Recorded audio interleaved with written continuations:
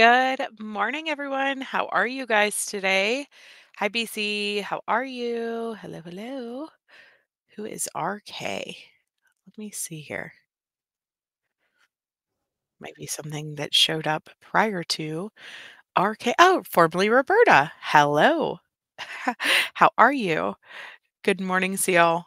Good to see you guys. So sorry that I have not been live. If you are in my Discord, you already know that things in my life have just it's just literally insane. I feel like it's the same beat, different drum every single time that I kind of go MIA for a few weeks. Life is just crazy. It's all part of being a mom first. 100% my time and attention always goes to my family. It takes priority, as well as providing for my family, my full time job, and things of that nature. So, making sure that stuff is all squared away there before I come and play on YouTube.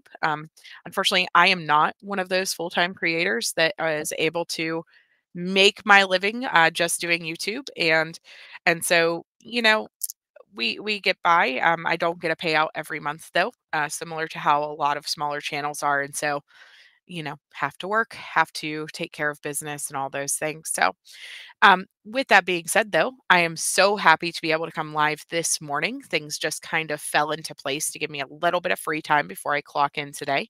And so I do want to update you guys on everything that has been going on in the Kelli Bryant case. It's been crazy. She was warned during the initial uh, bond hearings and things like that, not to attempt to contact her children, not to make any contact to anybody who has custody of the children, and to basically forget they exist because they wanted to protect the children's safety and things like that. She has deliberately violated that order. The judge will decide later on this afternoon if she revokes her phone privileges. But the issue is not only has Kelli Bryant been violating the order herself, but she has also been asking other inmates to reach out to these children as well. So, hello, Cooter G. How are you? Hi in the bushes. Yes, it is good to see everyone. It's been a hot minute. It has been a hot minute. I know you can't believe she tried anyways. I agree. I agree. It's mind blowing. It really just is mind blowing. Thank you to everybody who is also watching over on Twitch. How are you over there? I am streaming this over there as well. So there we go. So last thing that we left off, they had her bond set at $250 million. So I am going to kind of set us back to March 7th is the last time that she was in court and things like that. And so March 7th, they did end up lowering her bond. And so we'll take a look at this. It says bond lowered for the Pontiac mother accused of abandoning her three children for years. So just to remind everybody about Kelli Bryant, she lived in Pontiac, Michigan, and she had left her children alone. Her children were ages 10. Hold on. Let me see here. Here we are, 15, 13, and 12. So they had been alone since at least 2000. And so you're looking at he was left an 11-year-old, an 8-year-old, and a 9-year-old left alone, to kind of fend for themselves. And she was dropping off food to them weekly or having door dashers and things like that. But towards the end, she was leaving them with just a loaf of bread or just very, very minimal supplies to be able to survive. And I'm thankful that they were found while they were still alive. This could have gone very, very south. They could have gotten illnesses based off of the conditions of the house. I had thought about showing you guys the videos of the inside of the house, but the more that I stopped and thought about it, the more I stopped and realized, that's not shaming her as a mom.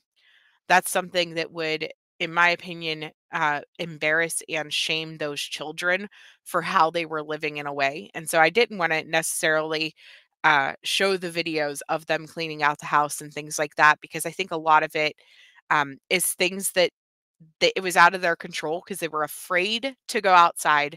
They were afraid to take the trash out and things like that because she had God only knows what type of threats and things like that she was saying to them. Um, We know that the son had only been outside twice, once to get the mail and once to touch grass. Um, and so that's a long time period to not leave your house. We also know that she had never dropped off trash bags or any other cleaning supplies to them, and being the ages that they were, um, you know, would they have been thought to be resourceful enough to find other ways to contain the trash? I'm not sure. So anyway, so the videos of them cleaning out the apartments and stuff like that, I just don't feel like it's necessary. If you guys want to see them, they are on Facebook, they are on other platforms and things like that. Hi, chicken lady, how are you? You hope the judge revokes the bond deal. That would be nice. It really would. So I don't think though, regardless of if they revoke it or not, I still don't think that she's ever going to come up with the cash to actually bond herself out. So it says an Oakland County judge significantly lowered the bond for Pontiac mother accused of child abuse and abandoning her three children for years. On Friday, 50th District Court Judge Cynthia Thomas Walker reduced 34-year-old Kelli Bryant's bond to just $50,000. She is charged with 3 counts of first-degree child abuse. They had initially set the bond to be 250 million. Now, it says if Bryant posts bonds, she cannot have contact with her children or anyone under the age of 18. She cannot have contact with those caring for her children, and she cannot return to the address of the alleged incident. Judge Walker also imposed a home confinement electronic monitoring device. So here's my issue with this. She lowered this bond, and then instantly, right after this, so this is March 7th, the dates that she alleged to have contacted her children occurred 10 times between March 8th and March 12th. So as soon as she got that bond reduced, she began trying to contact those children. Um, that terrifies me because in the event that she would raise enough money to get out of this prison and to actually be bonded out, I I guarantee you that she is going to go and try to make contact with these children. Electronic monitoring device or not, I do not trust the safety of these children with her out walking the streets. That's just my opinion. I think that she would try to cause harm to them. I think that she would try to threaten them more, or try to get them to uh, not talk to people about her case and things like that, and to try to do witness silencing.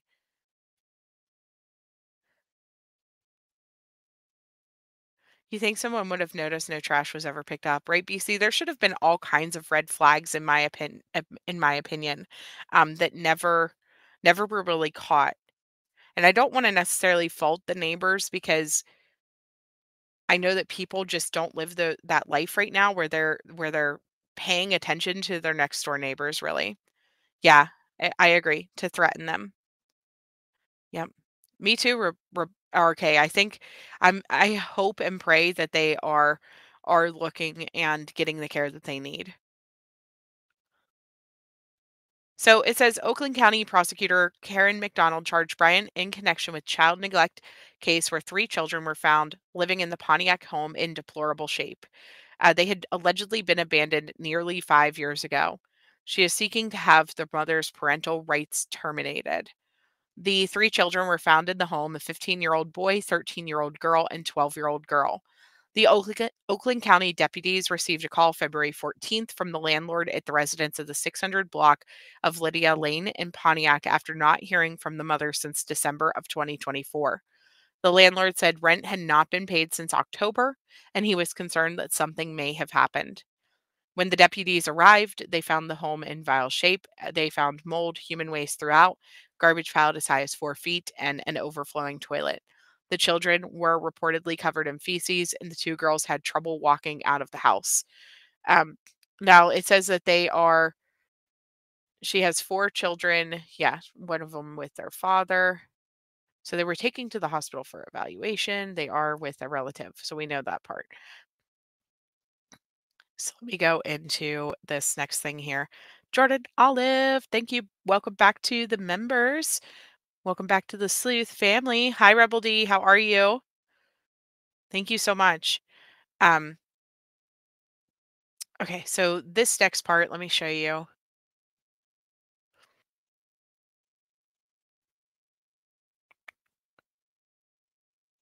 So they are adding charges of welfare fraud, which I had a feeling this was coming, but I also think that she's going to end up with some type of fraud because of um the checks, the COVID checks.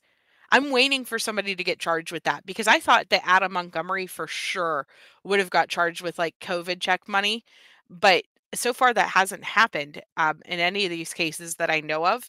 But she has been charged now with welfare fraud. And so it says a Pontiac mother accused of child abuse and abandoning her three children for years is now facing additional charges. She has been charged with 3 counts of welfare fraud. She is already facing 3 counts of first degree child abuse. So with this added charges, they could technically change her bond because of the charges being added. Um, Now Bryant obtained an overpayment of fraud of $29,397 from January 2022 and February of until February of 2025. The defendant appears to have effectively abandoned her children while collecting their public assistance. This crime is first and foremost a theft from Kelli Bryant's children. These resources were intended to ensure that they had the basic necessities denied to them. The children deserved better. So welfare fraud of more than $500 is punishable by up to 4 years in prison and or a $5,000 fine. So she has been charged in connection to the child neglect case where the 3 children were found living in the Pontiac home in deplorable shape.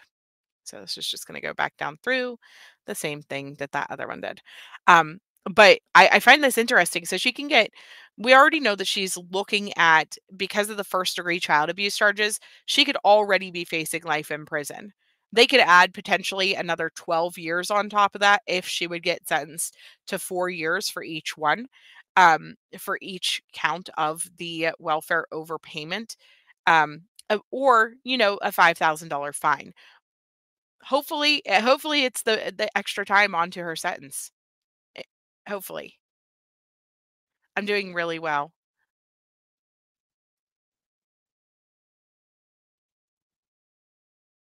Yes, this is the mobster, yep, who was sending the stuff to her kids that were abandoned in the home. And then let's go into this prosecutor. So the prosecutor now is aiming to revoke her communication rights. They're going to be in court later on this afternoon. I'm trying to figure out which time. BC, if you've already seen the time, let me know. But every article that I see talks about that uh, they are going to be in court today, but none of the articles list the time. So if you see the time, let me know. But it says on Friday, the Oakland County Prosecutor Karen filed a motion to remove Kelli Bryant's communication privileges for violating a no contact order with her children and their caregiver. So I have a lot of questions about this. Did they find out about this because they were listening to jail calls? Did the caregiver turn her in? Or how did this all come about? So it says Oakland County Sheriff's deputies arrested 34-year-old Pontiac woman after she abandoned her 3 children for years, leaving them in horrendous living conditions. Bryant was charged with 3 counts of first degree child abuse and 3 counts of welfare fraud. She is being held on a $50,000 cash bond at the Oakland County Jail. The office of the prosecuting attorney stated that jail records show, oh, well, there we go. So it was jail records that told them that show that Bryant called the children's caregiver 10 times between March 8th and March 12th to discuss her criminal case. They said that Bryant had other inmates in the jail call the children's caregiver on her behalf. If McDonald's motion to the 50th District Court is granted, Brian won't be able to use a telephone, tablet, or video communication device in jail. She has clearly repeatedly violated the judge's orders not to contact the victims or their caregiver. The order is in place for an important reason: to protect the victims. The decision to ask that an inmate's communications be restricted isn't made lightly, but Bryant was repeatedly disobeying court orders and by doing so further endangered the victims. So this ticks me off. Guys, I'm not going to lie. This infuriates me because if they found out about it because of the jail records and the caregiver themselves didn't reach out to the police and say, "Hey, she keeps calling us."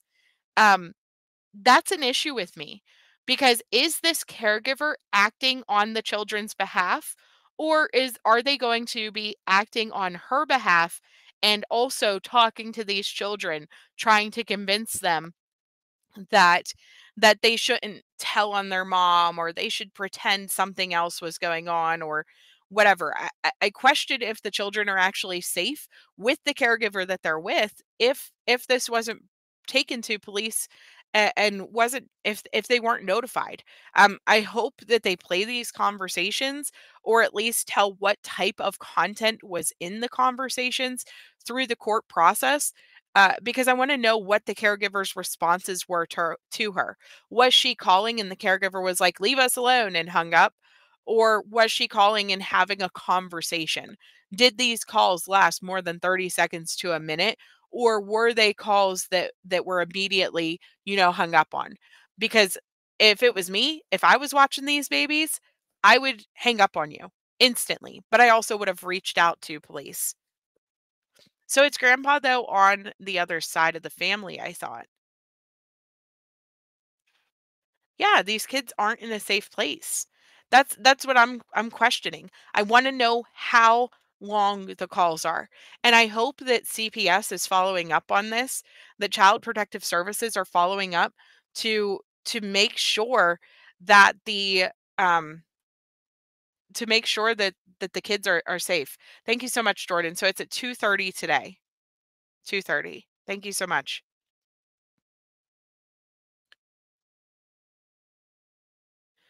Thank you, thank you. Hi, Fly Girl.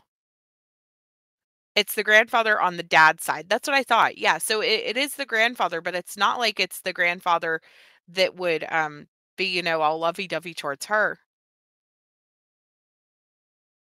That's true. Surely the caregiver notified because they found out the other inmates called. Or did the police reach out to the caregiver after everything happened and say, well, what happened? Like, are you guys okay? Type of thing like that. Or, hey, we know that she's been calling. We have made that stop happening. And then they said, oh, so and so is also calling us. So I'm hoping that they were hanging up on her. I'm hoping that they were shutting it down and not letting her talk to the children and not letting that contact be made. But it's so infuriating that she even attempted to do this as soon as the judge reduced her bond. Yeah, she had to have known the calls would be recorded, right? But it didn't stop her. These kids are probably in such a state of fear. Think about this, guys. They were so afraid of her that they did not go outside. Those children did not go outside for 5 years. Whatever she was doing to them or whatever she was saying to them had them so terrified that they were afraid to open the door because where she lived was not too far away and she could easily drive past at any given time to see them outside. They were so scared of that. And so, even just the thought, like, I hope these children don't even know that these calls took place.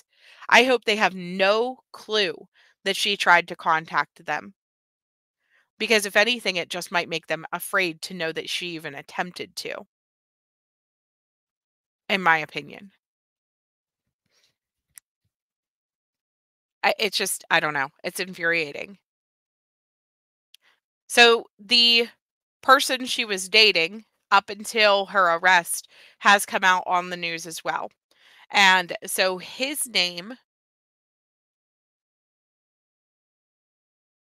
me see,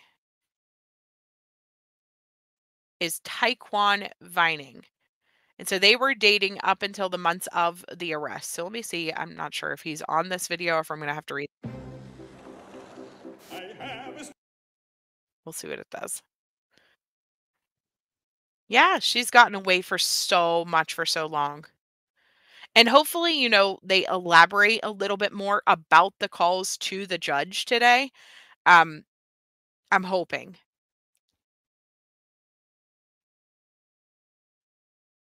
And sadly, I won't be able to go live during court because it is happening right during the middle of my workday. But um, hopefully, we can do at least an upload or a stream later on this evening or tomorrow morning early, like we are right now. Gift card for a free quote. We begin with the fight to revoke communication privileges for the Pontiac mother accused of abandoning her children in deplorable conditions for years. Thank you for joining us for 7 News Detroit at 6. I'm Mike Duffy. And I'm Whitney Burney. Oakland County Prosecutor Kelli McDonald filed the motion to restrict Kelli Bryant's phone access. Now, Bryant is under a court order to have no contact with her children or her father, who is the caregiver for her children. But the prosecutor's office says that she called her father 10 times between March 8th and 12th, allegedly discussing her criminal case with her children. Okay, so they're saying it was her father. So does her father have them or his father? So it sounds like her dad might have these kids. And so that's a huge red flag because is grandpa going to act in on behalf of his daughter and help protect her or try to help make these charges be less? Obviously what happened, but could he try to get the children to say, "Oh, well, they weren't really scared?" I have a lot of red flags about this whole situation right now. So many. I just wanna I play it back real quick because I just realized how low I had it turned down. Is under a court order to have no contact with her children or her father, who is the caregiver for her children. But the prosecutor's office says that she called her father 10 times between March 8th and 12th, allegedly discussing her criminal case with her children. 7 News Detroit reporter Sarah Michaels has been following this case for us. Tonight she is learning more. Discussing her criminal case with her children. That is messed up. No, Seal, they're saying it was him. They're saying it was him. I mean, check and see if you can see the actual court order that they filed on Friday. But it sounds like, yeah, you remembered it was her family and you completely disagreed. I'm just disgusted. I, I'm just disgusted. Like I said, I hope they elaborate a little bit more on the content of the conversations, but the fact that he would even allow these children to speak with her, that's not okay. And I hope that CPS steps in. If he allowed her to actually have contact with their mother after these orders were in place and things like that, he is not acting in the best interest of these children. Period. And that worries me. This is the same family that alleged they had no clue that these kids were left alone and that they were unaware and thought that they were somewhere else and things like that. Now they're letting her have contact. It's not okay. It's not okay. Hi, Ocean Tide. How are you?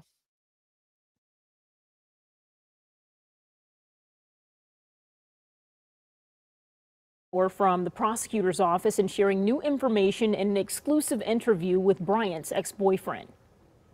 It's a very serious crime. It's a very serious crime. Oakland County Prosecutor Kelli McDonald says that she is shocked after learning that 34-year-old Kelli Bryant allegedly called her children's caregiver 10 times between March 8th and 12th. It is also alleged that Bryant had other inmates call the caregiver for her, a direct violation of Bryant's court orders. Are you worried that when Miss Bryant made contact with the children's caregiver, she was also able to make contact with her children?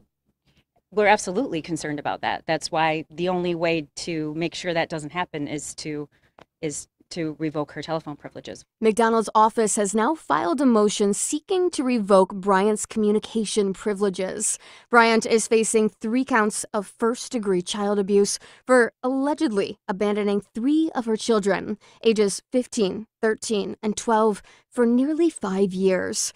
Their children that Bryant's ex-boyfriend, Taekwon Vining, tells me he thought were living with their father. He spoke exclusively to 7 News Detroit over the phone. Mind-boggling, because you never see no signs and how she talk about her kids and how well-mannered and stuff they is. She said that her children are well-mannered. Yeah. Vining tells me that he was dating Bryant in the months leading up to her arrest. According to him, Bryant was living at his grandfather's home just minutes away from where the children were abandoned. She was working as his grandfather's caregiver. And she was good. She said she didn't like babies no more. She was over that. Her kid's old enough. She don't gotta worry about that. Vining also said that Bryant was close with her dad, who is now the children's caregiver, the person that it is alleged Bryant has been reaching out to. I asked Vining what Bryant said to him after her arrest. He said that she just said, sorry. That was her fault for leaving them kids in that house. Now, if the prosecutor's motion is granted, Bryant would lose all phone and video communication privileges. In Pontiac, Sarah Michaels, 7 News Detroit. Okay, Sarah, thank She was a caregiver on top of all of this. I know. Freaking mind blowing. Oh, goodness. I need to breathe for a second. It's just sickening. I don't care how close you were with your daddy. Your daddy shouldn't have them kids then. Period. Period. They need to go somewhere else. That disturbs me. If you want to be there to help your daughter and help get her through this and talk to her and put money on her books and all of those things, then you can't take care of your grandchildren. That's my opinion. Yeah, they need him as a witness. I'm sure they will. I'm sure they will have him as a witness, the boyfriend. I'm just I'm just mind blown. I'm just honestly mind blown. The story is extremely disturbing, all of the things that have taken place through it. Um it just you just have to stop and sit and think, like, how do people do stuff like this? Like, how do you just walk away from your kids and just live your best life and just don't care no more? Um I don't know. It'll never make sense. Let me see.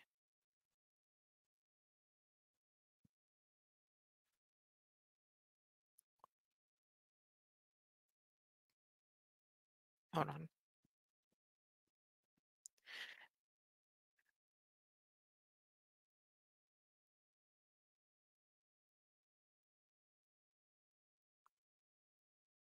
Did you guys see this case too? The guy in Connecticut?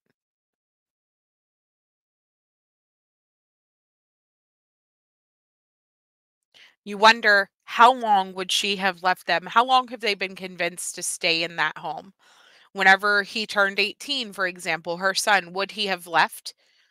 Would they have eventually, passed away? Would they have been in a situation where eventually somebody noticed that they were missing, where eventually somebody noticed that they weren't actually with their father like she alleged, or how long would this have actually gone on? And you stop and think, like, well, certainly, like, extended family would just notice and care if a child's not seen for years and years and years and years. And maybe eventually her family would have insisted to see the children or insisted to talk to the children. And then we see other cases like this man in Connecticut. And I'm not sure how many of you guys have seen this, but this man in Connecticut was being held captive by his mom for 20 years, by his stepmother and father, sorry. For 20 years, he was being held. And so you stop and think, he had sisters, he had other family members, he had people who knew him that never wondered where he was, never wondered why they couldn't talk to him anymore, never wondered, why he disappeared suddenly. Since 11 years old, he had been locked in this basement. And so for those of you guys who haven't seen this story yet, let me show you this. Fire. What they found was a house of horrors. And now Tom Hansen reports the owner is under arrest. Hi, Kim. This Waterbury, Connecticut home turned into a prison for a 32-year-old man who says he was held captive for 20 years. Chief Fernando Spagnolo has spent 3 decades in law enforcement. This is the most horrific act of inhumanity that I've ever witnessed as a police officer. And frankly, in this position, travel a lot around the country, talk to my peers at different conferences and summits, and I've just never really heard anything as terrible as this story. Police arrested the man's stepmother on Wednesday. 56-year-old Kimberly Sullivan was charged with assault, kidnapping, and unlawful imprisonment. She's denied any wrongdoing. The victim says he lit the house on fire to escape using hand sanitizer, paper, and a lighter. We believe that he may have walked through the fire to get out of the room that he was in, but he stands at 5'9" and he weighed 68 pounds. 68 pounds. Guys, 68 pounds. My 4-year-old.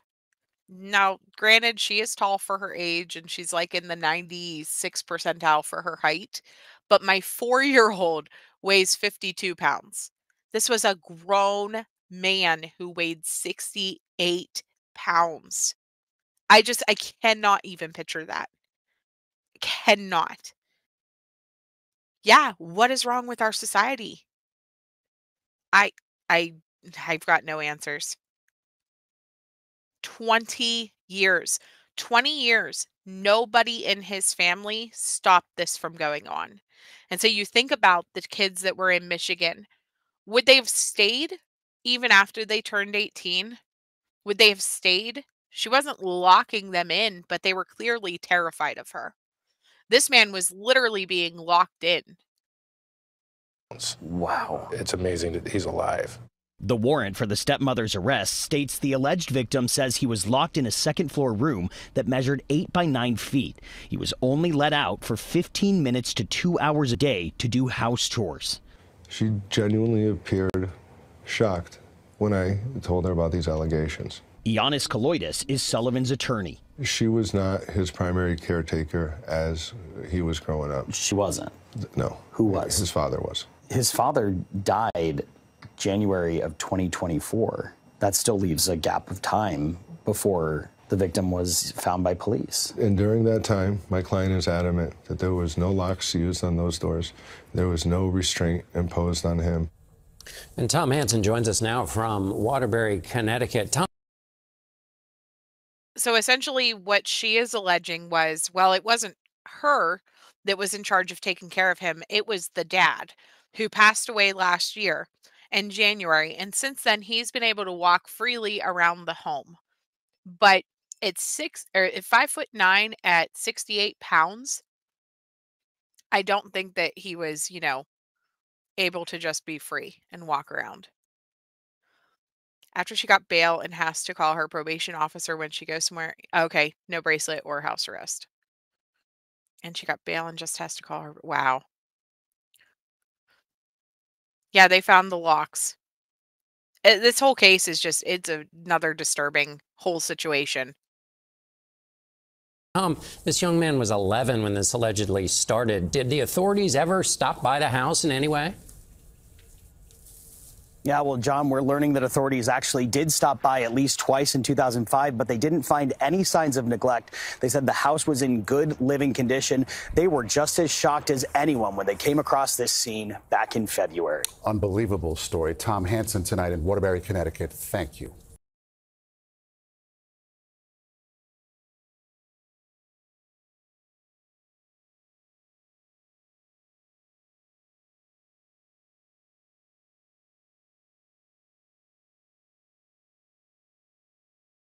I'm gonna show you guys the body cam footage of him actually being rescued. I almost uploaded this the other day so that you guys could see it. But then I was like, they're gonna probably not know what's going on. So figured I would mention this whole story.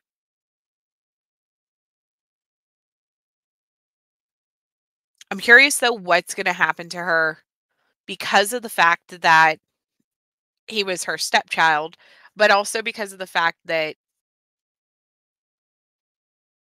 only the first 7 years would have counted, because after that he was 18. I don't know how that works because, I mean, with them holding him captive, though, that's why she got the kidnapping charges and things like that, I assume. Um, but I don't know the logistics behind all of that and how that works because his primary caregiver was his dad, allegedly, but she's still there. She's still the step parent. So I don't know. This one's going to be interesting to see how it all plays out as time goes on and how they argue this in court. Honestly, I hope they do it in a way that we're able to see. First responders found when they arrived on the scene of a fire at a home in Waterbury, Connecticut, a home where cops say a man was held captive for 20 years by his own family. The body camera video released today, as well as Kimberly Sullivan's call to 911 before she was charged with kidnapping and assault. With what it reveals, here's Eyewitness News reporter Dan Krauth. Please hurry, it's 2 Blake Street. There's a fire. My son, a stepson, is in his room, and I don't know, he did something with the TV. A call to 911 from Kimberly Sullivan after her house caught fire. Police say her 32-year-old stepson used hand sanitizer and a lighter to set the fire as a way to draw in first responders and escape being locked in his room for 2 decades, starving and weighing just 68 pounds. No, I have no idea, Ocean Tide. Why would he allow this to happen to his son? I have no clue. I have no clue. And then the sisters had to have known. The sisters had to have known. It's just, and nobody cared. No, they just let it happen, like the family-wise. Why? Did he get injured? Is he on fire? Yes, he's injured. Please send the ambulance. The fire happened in passed out. February, but after weeks investigating the story, police arrested Sullivan last week.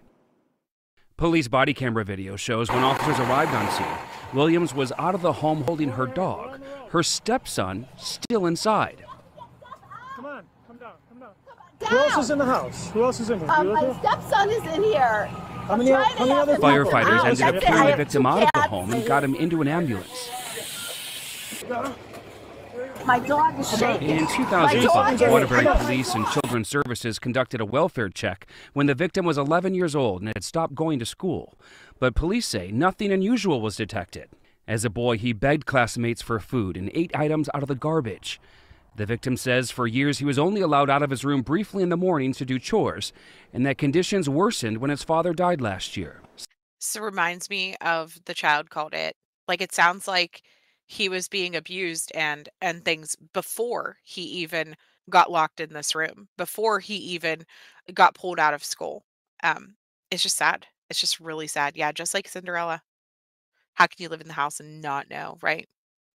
Sullivan faces a number of charges, including kidnapping, unlawful restraint, and assault. Her lawyer insists his client is not a monster and was carrying out rules put in place by her late husband. She is free on bond while the victim continues to receive medical care. Dan Crowell, Channel 7, Eyewitness News. Was a kindergartner, and it was my first year as principal of Barnard Elementary School. And I just remember seeing this kid. He was just so tiny, much smaller than usual 5-year-olds, maybe a quarter of the size. I mean, it's absolutely tiny, and he had no color to his face, and he looked emaciated. He looked like he wasn't eating at all. And as time went on, and again, you're a new principal, so you're kind of getting the ropes of school. I would walk in the morning. Now, Barnard was an old elementary school built in 1898. It's used for adult ed now. And they had, the kids would come in the morning, and there was an old bathroom, boys' room downstairs, and they had the old-type ceramic urinals, which were probably about 4 feet high, bigger than him. And I would walk in there in the morning, and he would be flushing the toilet, drinking the water coming out of the urinal as it's raining. I'm going, oh man, there's something wrong with this. And he would tell me he's thirsty. Then I'm thinking, well, maybe he's thirsty. He can't reach the fountain because the water fountain was too high. I don't know if I called the mother at that particular day, but then I would find him in the bathroom almost every morning, opening up his little lunch. He had a plastic lunchbox that kids use, and it was filthy, disgusting, with just old food and crust and everything else on it. And he would open it up. This is 8 o'clock in the morning, and he started shoving all his lunch into his food, into his mouth. What the heck are you doing? Oh, I'm hungry. I said, didn't you have breakfast? No. What's going on here? And at this point, I would call his mother, and I'd say, you know, the kid's hungry. He's eating his food in the bathroom, this and that. Didn't get anywhere. He stopped doing that, okay? And the year progresses, the teachers are all concerned. His kindergarten teachers, what's going on? He's always hungry, blah, blah, blah. As he gets into first grade, the next year, when you go to lunch, we're getting reports from other kids that he's stealing their lunch. He's literally taking it while they're eating and eating their lunch. Now you're talking 6-year-olds now. Kids do stuff like that. So it's not that uncommon, but he was doing it constantly. So again, like Mr. Principal, I called the mother just to kind of say, hey, what's going on, this and that. Oh, I'll take care of it. No, this and that. He's eating. There should be no problem. And looking back, he probably got punished when he went home. So what I did was probably the worst possible thing for the kid. He wouldn't be stealing the food as much, but he was constantly hungry. These teachers, he had the teachers up to 4th grade. They were constantly bringing food in for the kid. And he was just ravenous, devouring it all the time. He'd tell us stories of, he had 2 biological sisters to the mother. And the mother would order pizza, and he wouldn't get any of the pizza. And this kind of stuff kind of broke your heart. And over the years, from kindergarten to 4th grade, between myself, the school nurse, the parent liaison, the teachers, called DCF numerous times. If I'm saying 20, that's probably being conservative. And whether they investigate, you know, you do the paperwork, you do the phone call, they do the investigation, they come back, we went to the house, and nothing, this and that. You really weren't getting anywhere going through that agency. After 4th grade, the failures from that organization for so many of these children is just absolutely disturbing. Just because your house is clean and there's food in it does not mean that this individual child was getting fed. It's just absolutely, absolutely disturbing. And they probably like labeled him with some type of mental health condition or something along those lines that was causing him to act out in school, I imagine. And it's just sad knowing that he was just starving. He just wanted fed. And this is literally The Child Called It all over again. If you guys ever read that book, it's just so, so sad. he never went to 5th grade. And I'm not quite sure if he finished his 4th grade at Barnard School, but I definitely know he didn't show up for 5th grade. It was a small neighborhood school. It was maybe 250 kids. You know all the kids, you know the neighborhood, this and that. And so I would start asking the kids, hey, you see this and that? And I knew the kids who lived right next door. And I would ask them, and they would tell me, oh yeah, we see him. He's in the window of the house waving out the window. I said, well, does he ever come out and play? Do you ever see him in the yard? No, we never see him in the yard. He never plays. He never comes out. I said, well, how long is he in the window for? Well, he's in the window for a little while, and then we see him the next day or the next day. So obviously, I'm kind of concerned about that. I called the police at least 2 or 3 times, could be more, for wellness checks. And I gave statements in terms of there's something wrong. This kid, he's not coming to school. There's no reports of him going to school. Kids see him in the window. What's going on? I don't remember the police literally ever coming to the school to follow up on it, but I remember them saying, yeah, they went to the house, they saw the kid, they talked to the mother, everything's fine. And I would respond by saying, how is everything fine? He's not going to school. I mean, I specifically remember the police telling me, well, the mother said she's enrolling him in Wolcott schools. And I remember actually contacting Wolcott schools. There's only 2 elementary schools there, explaining who I was. We're looking for this kid. What our concerns was, there was no record of him going to Wolcott school. The 2 sisters went to, I want to say, St. Margaret's School, which is up off Highland Avenue, somewhere up there. I don't know if it's still in business, whatever. The 2 sisters, the twin sisters, went there. So we never had any communication with the 2 sisters, but they obviously went to a private parochial school, which was a pretty nice school in Waterbury, and he was at the public school. So we basically, after 4th grade, we lost the contact, other than me calling. And I think myself with the parent liaison claims we went to the house when he was in 5th grade. It's more than likely we did. And I don't think anybody ever answered the door. I remember walking around the house looking. And even farther past, that had to be 2004, 2005. And after that, I was telling you about the after-school programs I do. Yeah. One of the programs at the time I was doing was at Chase Park House, which is on right on the street, the main street going on Sunnyside Avenue. And we'd finish the programs at Chase Park House, and I would just drive across the street, and I would look to see if I could see. I said, that's the house. I would tell my wife the story. I said, that's where he lived. I don't know where this kid is, but I'm going to tell you right now, we're going to see the story on Dateline sometime, without question. And that was not just my thought. It was everyone in the school who had any kind of contact with the school at all. It was inevitable that this kid, you can't just drop a 10-year-old off the face of the earth, and he never shows up again. And it's like, This principal cared more than his own family did. Like, the rest of the family never noticed that he was just gone or that he was starved all the time. I don't know. Extended family I'm talking about, you know? And then you have his sisters who are adults now that knew that this was happening as well, and they never came forward too. You wonder, is there abuse that happened with them, or were they just treated the good and he was treated horribly because of, they were her daughters. They were her daughters, and she was like the wicked stepmom type of thing, just like Cinderella. And so you wonder, can they be held accountable also because they had knowledge and didn't report it? I don't know how that works. no one cared. No one cared enough to really follow up on it, other than me or somebody going up there and busting the door and pulling the kid out by his ear and saying, what the heck's going on here? Which I came to the point of wanting to do that sometimes and didn't, obviously. But everyone really was concerned with this child since he was 5 years old. You knew something was wrong. It was grossly wrong. How does that work that the school is saying this child isn't in school?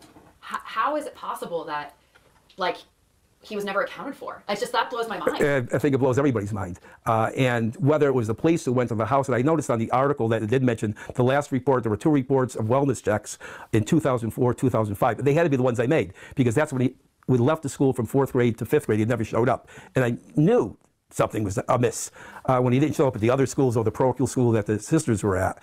And it kind of fell off the face of the earth. That was it. I mean, how, you kind of go on with your life, okay, maybe I'm missing something, maybe he moved, maybe he went with another. That was an excuse the mother did use once. He was moving with a relative, whether it was Wolcott or someone else, Florida. I kind of remember a story like that, never verified. So that's where it ended up. Until today, when I'm working in the after-school program in Waterbury, and my phone starts blowing up with messages, like, what's going on? I never pick up my phone. I just happen to pick it up, and it's all these teachers contacted me saying, do you believe this? We all knew this was going to happen. So prior to you coming, we've been calling on the phone, talking to this one, talking to that one, and saying, oh yeah, we knew this was happening. This is not a surprise to anybody. Everybody knew one day that either the kid was going to show up dead, or he was going to show up in a situation like the kids out in California, the 8 children living with locked up in the house. We've read these stories before. It was something crazy like that. And learning that allegedly he set fire to his own home to escape the situation he was in. I mean, what do you make of that, knowing the child yourself? I mean, not a child now, but having known. I'm actually proud of him that he had the gumption to do. He was willing to die to get out of that situation. And the same feeling myself and everybody that was involved with him in the school were sick, because it had to come to that. Because what else could we collectively as a school community do to kind of cry out to say, this kid needs help. Somebody needs to go in there and find this kid and do something. And that's the extreme. He's now a man. He's a man. He's 67 pounds, according to the thing, still starving to death. For how many years for somebody to live like that when you know that that was going on and you couldn't do anything about it? That many years ago. And as someone, to what it seems like one of the only people that, if you were the last wellness check, one of the only and last people that seems to have tried to make that connection and reach out. Is there anything you want him to know? Anything you want to say? I hope he remembers us. I mean, it was a long time ago, but I hope the student remembers the staff at Barnard School and how much they really loved him and tried to help him the much they can. And sorry we couldn't do more, because you went through more than any of us ever will go through in our lives. And I'm glad you're out of there and getting, hopefully, the help that you need, that you deserve. He was a good kid. The kid really never caused any other than taking people's food, but there was a reason for that. He was really a good kid. He wasn't a malicious kid. He wasn't a troublemaker. He remembers a decent student, considering everything he went through. Yeah, wow. I mean, just such a profound story. And it's really crazy to me just hearing this, how many attempts to law enforcement in the state you folks made. I mean, you're the principal of the school. Who knows better than you that this kid is not showing up? I mean, that feels like it's a frustrating thing to even, like, I can't even comprehend what you felt. Like, I'm not making this up. So we were talking about, I mean, it's kind of insane that just here, like, what were you sort of feeling as an administrator? You have responsibility to make these calls. You're making these calls. You went to the house. I mean, were you kind of like, what else can I do? Right. Well, I want to make a point that it wasn't just me. It was the school nurse over and over again making calls to the mother, trying to get doctors involved with it, because we knew this kid was not healthy, not getting anywhere. It was the parent liaison. It was the teachers. I could remember almost every teacher from kindergarten, 1st, 2nd, 3rd grade being in my office with me calling DCF together. So, And this is why They need to put something in place so that they can, like, whenever kids are pulled out of schools or just stop for no reason, that there's some type of follow-up that happens after that. Um, they didn't pull him out to homeschool him. They pulled him out and said that he went to Florida. That's what happened. And that's the same type of crack that happened with these Michigan kids, where she pulled them out and said that they were going to a different school. And then there was no follow up that they were ever actually enrolled in that other school or that they ever actually attended any type of class. And so that's a big deal. You know, Granted, this happened 20 years ago, but it's happening still today. It's happening still today. And I guarantee you right now, there is at least one child, sadly, somewhere in this country that is in a situation like this that has fallen through the cracks before kindergarten. I guarantee you it was before kindergarten because he showed up already emaciated. Already. I want to know when this stepmom married the dad. I want to know when she came into his life and the circumstances that put dad in a situation where he had custody over the biological mom. That's something that I'd be interested to find out because,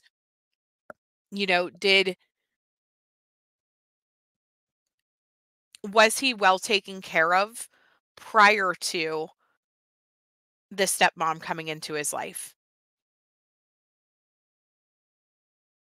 And it wasn't just once a year, it was numerous times a year. And even after he left the school, we were still calling, we were still concerned about it, which brings me to the point was, by the time he was going to 5th grade, it was probably around 2005, 2006, the laws were different in school attendance. You could just simply withdraw your child from school, and you didn't even have to make a plan for homeschooling. It was a very lax system. And a lot of parents would just say, oh, I'm homeschooling them, and that was it. And at one point, the parents had to provide a portfolio to the principal. Here's what they're doing. Very few ever did it. And it was never mandated in terms of, they never pressed the case on it. Where is it? Maybe if it was today, yeah, this was a 6-year-old, this wouldn't be able to happen. Is that kind of the thinking? If DCF's involved, anything's possible. And I'm giving this experience with this young student, but in my 35 years, 14 as administrator, DCF dropped the ball 99% of the time. It's just the reality of the agency.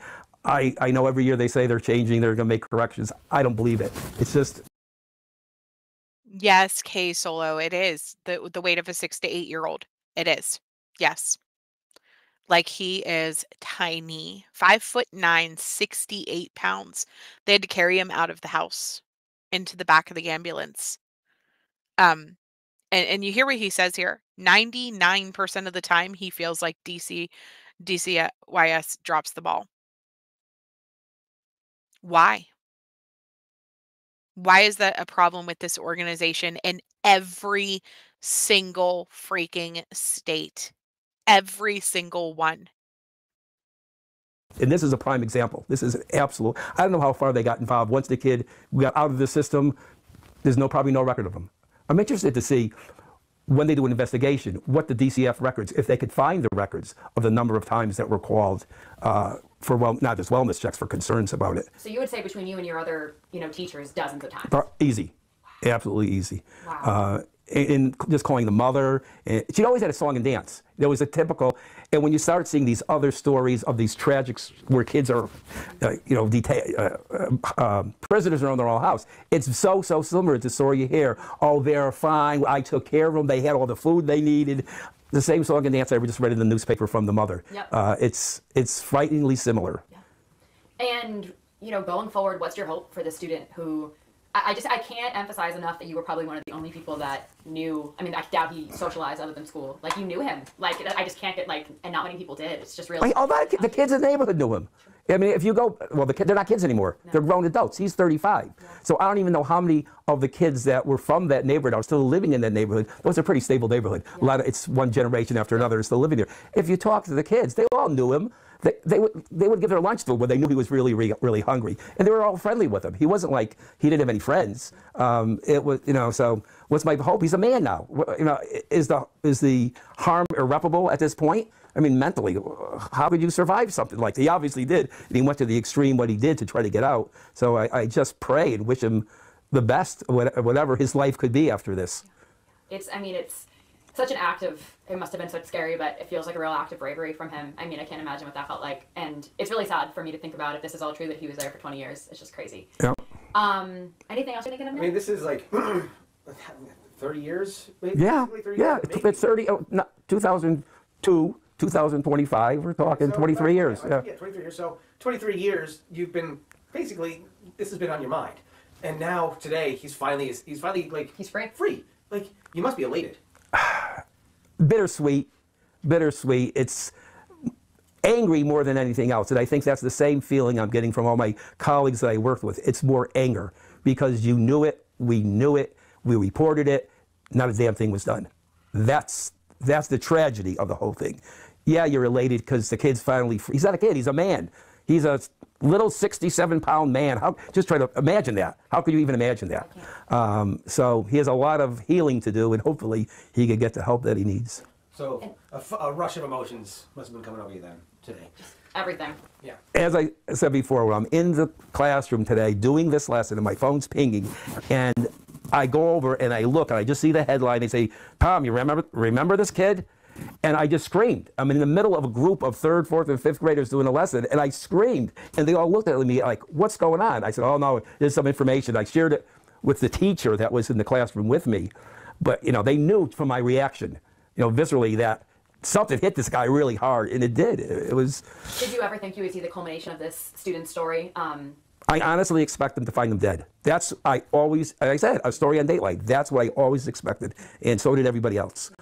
You don't disappear off the face of the earth at 10 years old.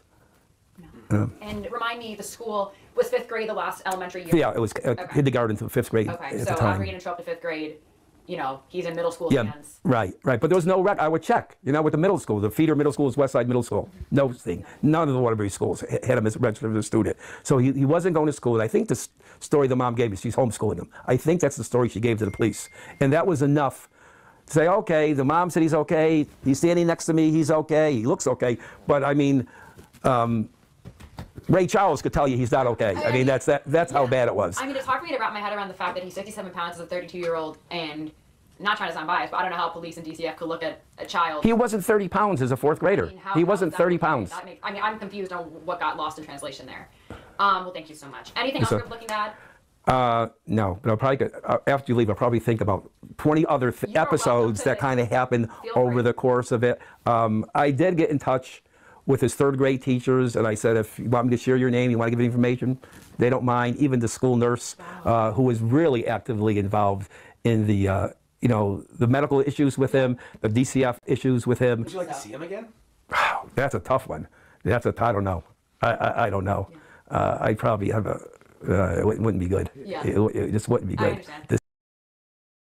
I don't know how I would feel about seeing him again. Yeah, I am too. I'm glad he survived. You know what though?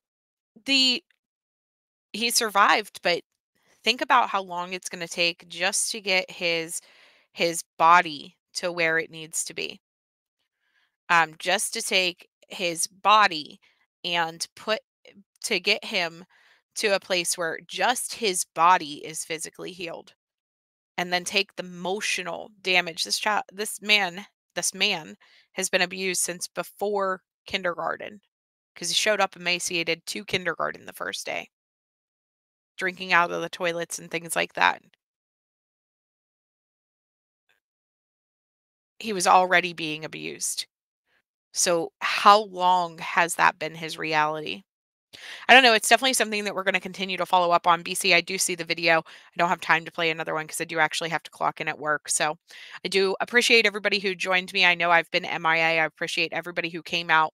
We're going to keep following this. We're going to keep following Kelli Bryant. I'm still watching the trial for Jose Morales. They do have their jury sat now. They're still trying to determine if they are going to live stream the trial or not. Once I have that information, I'll let you guys know if we will be watching the trial or not.